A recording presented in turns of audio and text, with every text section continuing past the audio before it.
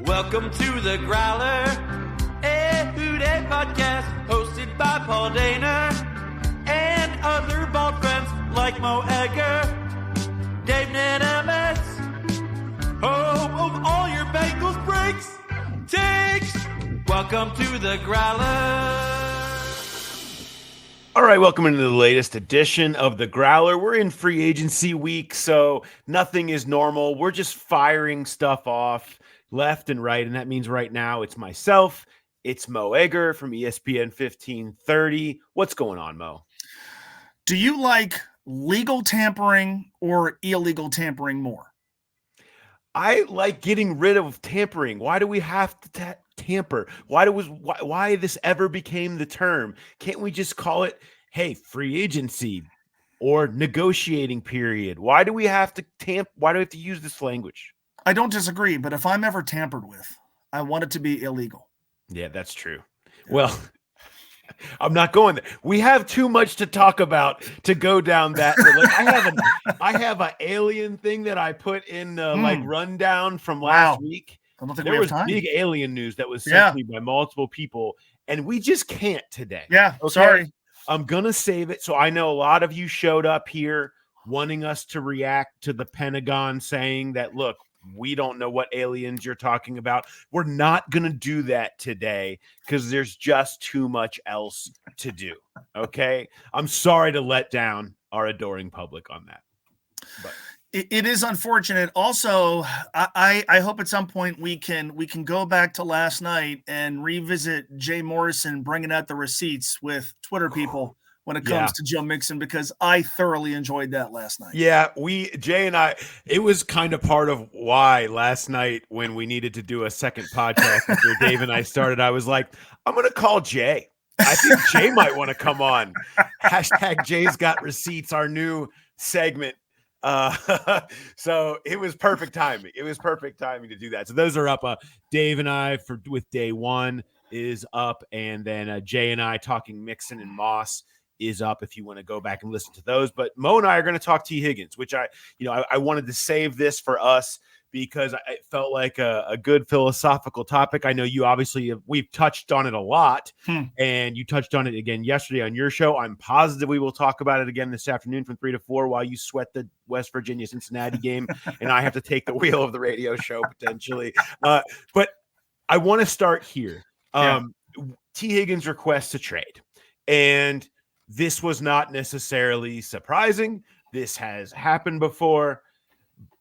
Was there any element of it from the, allegations from his camp that they haven't even talked about a long-term deal in over a year, to the distraction this could cause, to just the idea of now possibly trading? Is there any aspect of it that was concerning to you?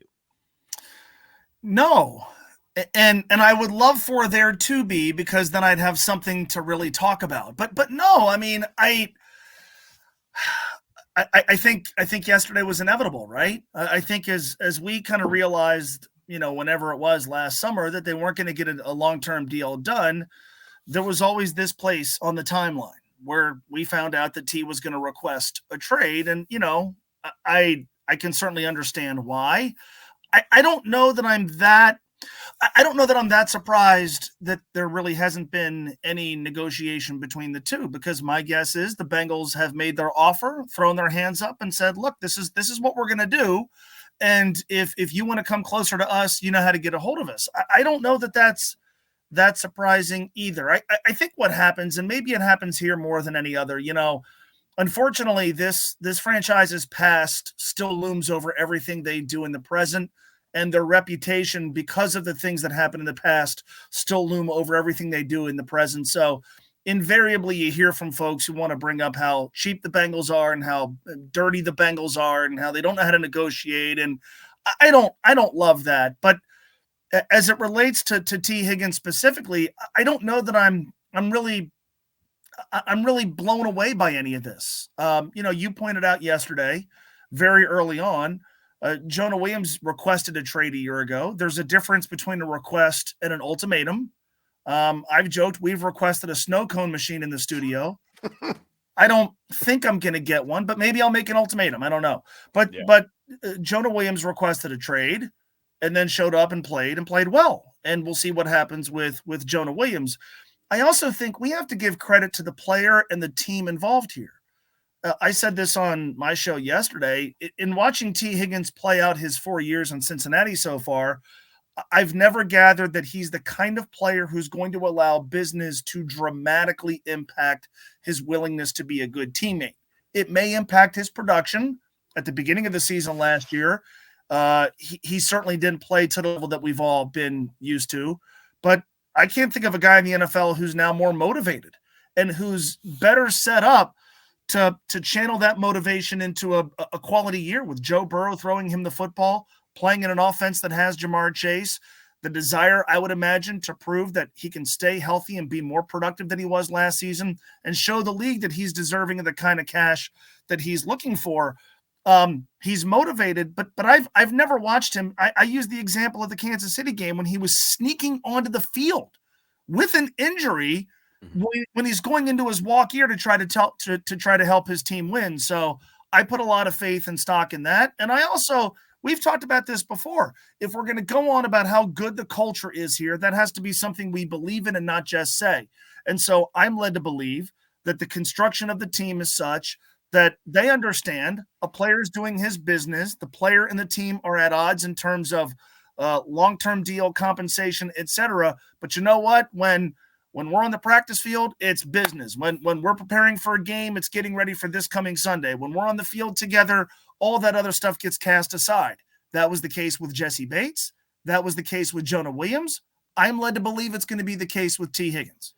Exactly. Is there a scenario where they don't trade Tee Higgins and you're worried about him being on the field this season? No. Like that's not a thing. Okay. He's going to say, I don't want to play on the tech. They all say that. Right. And they all show up and they all play on it because nobody wants to be Le'Veon Bell 6 years ago who screwed it up. Like no one does that. Okay. We've been down this road with Jesse Bates. So let's cross that off. The idea that T is going to jeopardize what this is all about, which is his one big contract. He's going to jeopardize that by sitting out. I mean, and none of that makes sense. So that's not going to happen. Two, the idea of him coming and all of a sudden, like, not really playing hard and like that's not going to happen. Like he's going to come in. He has everything to play for. Yeah. And he has proven time and again that he is a good teammate. He feels very much like the offensive Jesse Bates. That is like, I care about my team and my teammates too much to go out there and not give it absolutely everything I have. And I have all of this money on the line to go prove that I can be a number one, to go prove that I can have a healthy season, to go prove all of these things that people are saying about me that are keeping me from this whatever money figure that I want. Okay, so it's like, that you take all that into the equation and trade, don't show up at camp, show up at off season. None of it really matters because it ends where the Bengals want it to. And that's with Jamar Chase, Tee Higgins, and Joe Burrow on the field together next season, trying to go win it. Yeah. And an extraordinarily motivated Tee Higgins. Look, if every time in the United States of America, an employee who is unhappy with their salary or working conditions showed up and was a bad employee, this country's economy would have ground to a halt decades ago. Yeah. So I maybe it's not apples to apples, but I genuinely believe Tee Higgins is professional enough to understand, like, there's the business part of this. It's come to a standstill. I'm still going to make close to $21 million. All right. But now I'm with my teammates and we have a chance to win. And if I help us win, oh my God, I'm going to cash in a major way. And you've talked about this before. I think at times we overstate how much these guys care about what their teammates make, right? At the end of the day, they're all concerned about themselves. For all the talk about how, well, Joe Burrow, he's not the kind of guy who's going to want the most money. Well, guess what? He did. So that's what they do. And so it's interesting. It makes for fun conversation, but I take into account the track record of the player here. And as you pointed out, Tee Higgins has been a great teammate And I can't think of a guy in the NFL who's not only more motivated, he's going to have Joe Burrow throwing him the football. Like, as franchise tag players go, boy, you could be in a lot worse shape than Tee Higgins. I do think the conversation, you brought this up to me on social media yesterday, I do think the conversation about the franchise tag is fascinating to me, because it feels like every year it gets used, and every year the chatter gets louder about how much the franchise tag stinks. And yet every time the NFLPA has a chance to do something about it, they never do. And I said to you on Twitter, like, if I'm a rank and file player, I don't want to strike, right? Mm-hmm. The average NFL career is like 54 or 55 game checks. I don't want to compromise one of those. But if we really want the franchise tag to go away, which everybody seemingly does, players, folks who cover the league, fans, everybody but owners, are we ever going to get to a point where the Players Association is going to do something meaningful to make the franchise tag go away? My guess is no, because the track record of the Players Association is such that they won't do what they need to do to get something done that's meaningful. But I think the conversation is really interesting about, everybody hates this. What do we make it do to go away? What do we do to make it go away, I should say? And is anybody in a position to make those decisions going to be willing to ultimately use player availability as leverage to make the franchise tag go away? I look forward to hopefully, I don't know, hopefully or not, hopefully me and you are still doing radio together in 2028 or 29 or 30 when they go. But honestly, when the league shows up and says we want 18 games, I would have a list of things. We're talking rookie contract length. We're talking franchise tag. We're talking all of this stuff needs to get. If you want your big piece, I have a long list of things that you have to give us, and that would certainly be part of it if that was something I'm interested in. The other part of this, let's talk about the trade element of this. Okay, here's what somebody kind of said to me yesterday as I talked to them, is that the bottom line is something that you have said and they have repeated, and it was told to me yesterday as this thing blew up. They want to win the Super Bowl next year. They believe the best path to do that is with Tee Higgins. So they don't really talk about trading Tee Higgins because that's not the plan. The plan is trying to win the Super Bowl with a team that can win the Super Bowl in 2024, and T is the guy to help them get there. No one is ever going to sit here and say never. Okay. If some team shows up and offers you a crazy package and you could get Malik Neighbors and another thing and like some anybody can be blown away. Everyone has their price. The likelihood of them trading Tee Higgins is tiny. Okay. The smoke out there is smoke, and it's not smoking from Paycor Stadium. Okay. And so, because their plan is pretty clear and apparent, and I think the entire league knows that. And so, that said, do you still feel like in this current setup that not trading Tee Higgins is still the best way to go, kind of where we've now reached this point of trade requests and we know what you might be able to get for it and all of that? Do you still feel like that's still the best path ahead? 100%. Yeah. I think this team can win a Super Bowl with a healthy Joe Burrow and Jamar Chase and Tee Higgins on the field for the overwhelming majority of the games the Bengals will play in 2024. And that drives the conversation. This is a team, they're not in rebuild mode. They have a legitimate chance, regardless of what else happens over the coming weeks, regardless of what happens in the draft. And as you and I talked this morning, I think the Bengals have had a good early jump into free agency with what they've done. But regardless, T, Jamar, and Joe, I know what that looks like. You outlined in one of your 4 pieces. Are you going to do 4 more now that he's requested a trade? Why not? Why not 4-part series reaction to the trade request? That's right. But, really how productive that trio was when they were on the field for the limited amount of time they were on the field in 2023. That's a championship trio. And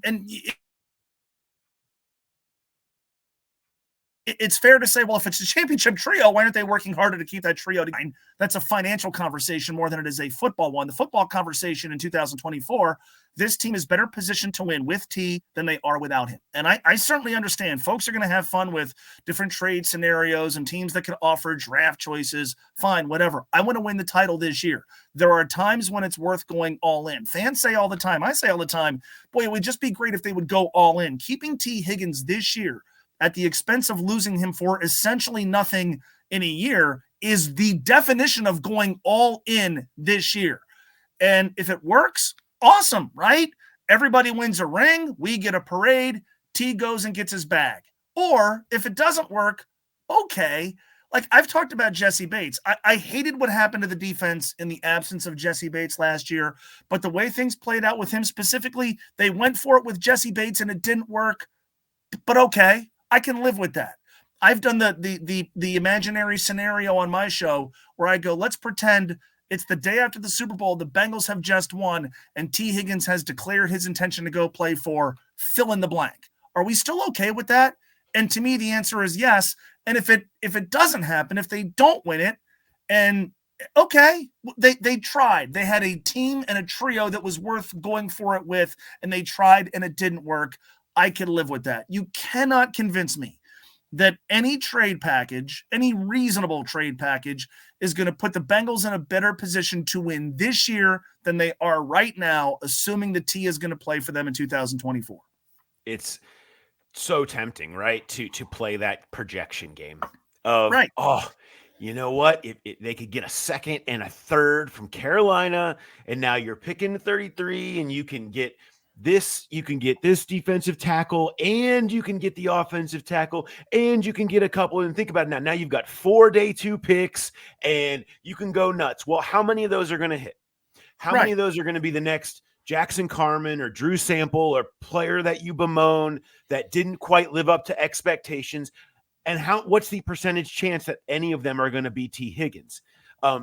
Not great. I mean, that's just the nature of the draft and the nature of prospects. And it's fun to imagine it all coming together and think that you're all going to hit. It's just a percentage game.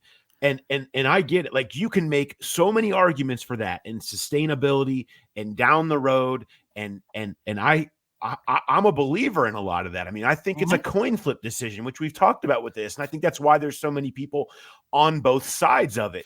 But the bottom line is, like, the only thing you can say for sure about any of that is that 2024 sure looks good if Tee Higgins is playing on this team. And I think that's what they're kind of latching onto, unless somebody gives them something that feels more for sure. And that's just going to be really hard to do. And I think that's where they kind of find themselves right now. And they're not super willing to do that anyway. I think it's fascinating when you look how much you can get. So it's really that whole thing that we all do.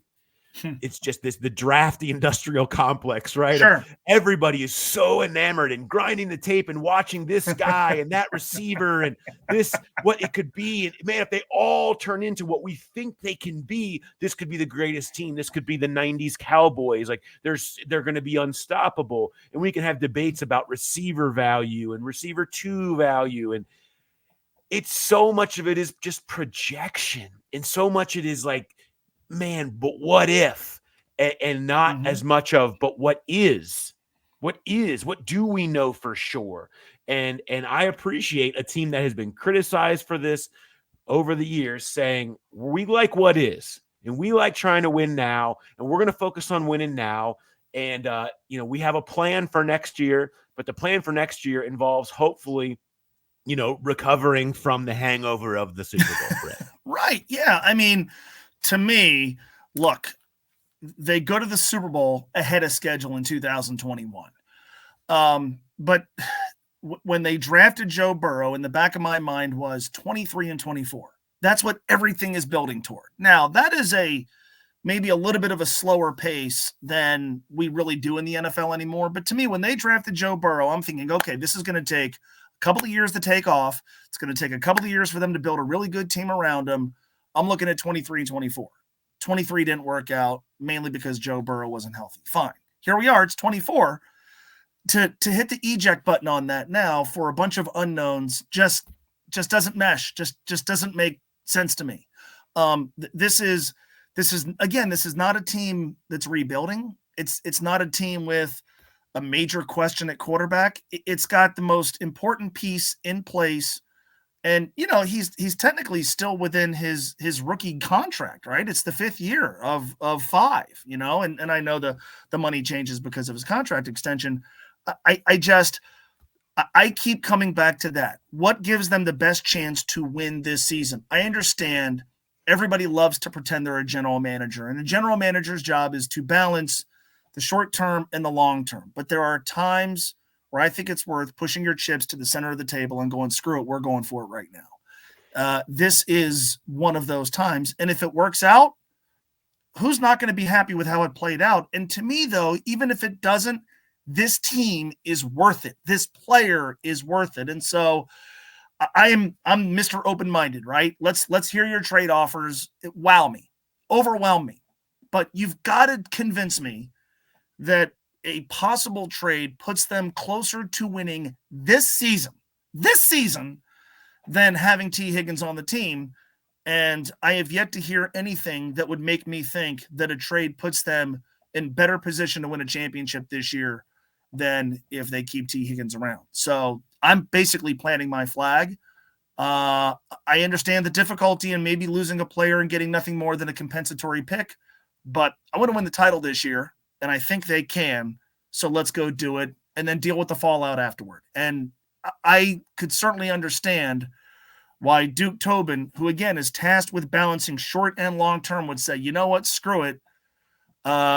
We're going for it this year. And Tee Higgins being on the team represents our best chance of getting that done. And they can still do both.